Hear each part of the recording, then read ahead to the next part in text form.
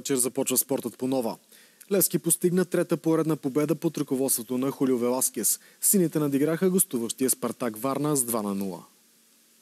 Марин Петков даде предина на сините след извеждащо подаване на Мустафа Сангаре и красив изстрел в десния ъгъл на Мартин Величков. Това бе петия гол през този сезон за атакуващия футболист.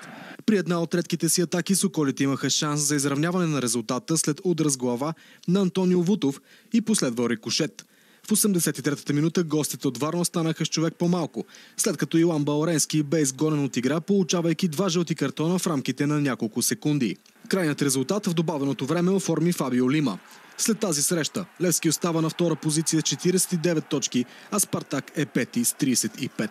Малко по-сковани бяхме през първата част, което водеше до ненужен брак в нашите състезатели. Видях, че няма нищо страшно на полувремето и през втората част, поне в това отношение, мисля, че имаше промяна, но трябва да имаме по-голямо самочувствие в атака, защото да вземеш тук на Герена точка или нещо повече, най-малко трябва да отбележиш гол. Много ми хареса как играхме през първото полувреме. Създадохме много положения и трябваше да решим срещата още тогава. Предпочитам да бяхме победили с по-голяма разлика, но винаги има на къде да се подобряваме. Искам да благодаря на феновете, които ни подкрепиха въпреки студа. Те ни помогнаха много и оценяваме тяхната подкрепа.